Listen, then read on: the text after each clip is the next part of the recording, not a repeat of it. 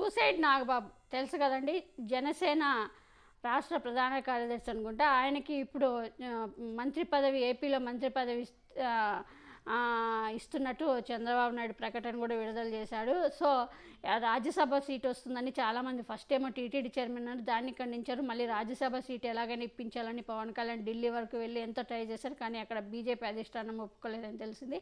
So ఏదైతే జగన్మోహన్ రెడ్డి అంటే YCP ఓడిపోయిన తర్వాత జగన్మోహన్ రెడ్డిని కాదని వైసీపీ పడేసిన, అంటే వైసీపీ వాళ్ళు రాజీనామా చేస్తే గతి లేక వచ్చిన 3 రాజ్యసభ సీట్లు, అంటే అవి ముష్టి అనే చెప్పుకోవాలి, జగన్మోహన్ రెడ్డి గారు పడేసిన ముష్టి అనే చెప్పుకోవాలి. ఈ 3 రాజ్యసభ సీట్లలో ఒకటేమో BJP R Krishnaiah. R Krishnaiah గురించి మాట్లాడుకుంటే ఇంకా ఎంత తక్కువ మాట్లాడుకుంటే అంత బాగుంటుంది.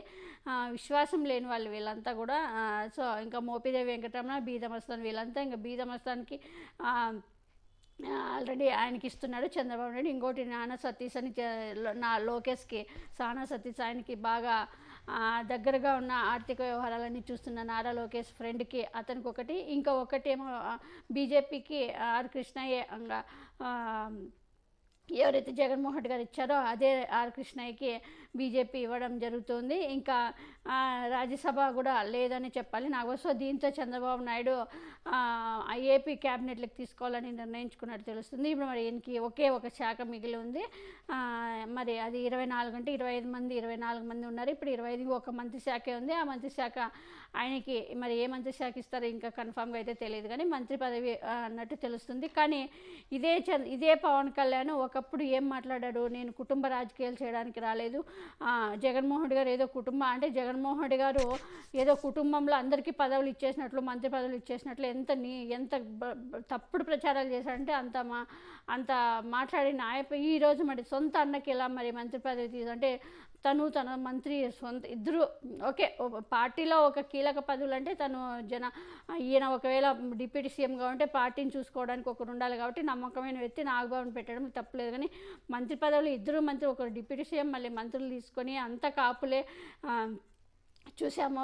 నాదెండ్ల మనోహరు, ఇంకోరు కందులు దుర్గేష్, అందరూ వాళ్ళ సామాజిక వర్గానికి సంబంధించిన వాళ్ళు అయితే మరి మిగతా సామాజిక వర్గాలు కూడా ఓట్లు వేస్తారు కదా, వాళ్ళ పరిస్థితి ఏంటనేది కూడా ప్రజలు ఆలోచించుకుంటే బాగుంటుంది. ఒకప్పుడు ఆయన ఏం మాట్లాడారో కూడా ఒకసారి మనం విందాం. ఆయన అలాగే వారసత్వపు, నాకు మోదీ గారంటే గౌరవం, ఎందుకంటే భారతదేశంలో వారసత్వపు రాజకీయాలని ఒకే ఎన్నికలు తీసి పక్కన పెట్టిన వ్యక్తి. వారసత్వపు రాజకీయాలు జాతీయ స్థాయి నుంచి చిన్న రాష్ట్రంలో ఉన్న మారుమూల గ్రామం వరకు వారసత్వంలో వ్యక్తులే కాదు మిగతా వాళ్ళు కూడా రావాలి రాజకీయాల్లోకి. అది జనసేన కోరిక. అందుకే నాకు మోదీ గారు అంటే చాలా గౌరవం. వారసత్వ రాజకీయాలు ఈ రోజున ఉన్న వారసత్వ రాజకీయాలు చేయడానికి రాలా.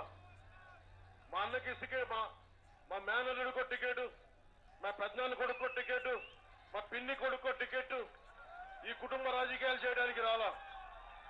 ముక్కు ముఖం తెలియని వాళ్ళు, నాకు సంబంధం లేని వాళ్ళు, కాకపోతే భావజాలంలో ఒకటే విధానం.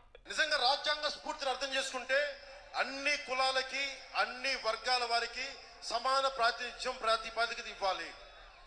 కానీ ఒక్క కులంతో అన్ని పదవులు నింపేస్తానంటే I'm against ruling caste concept.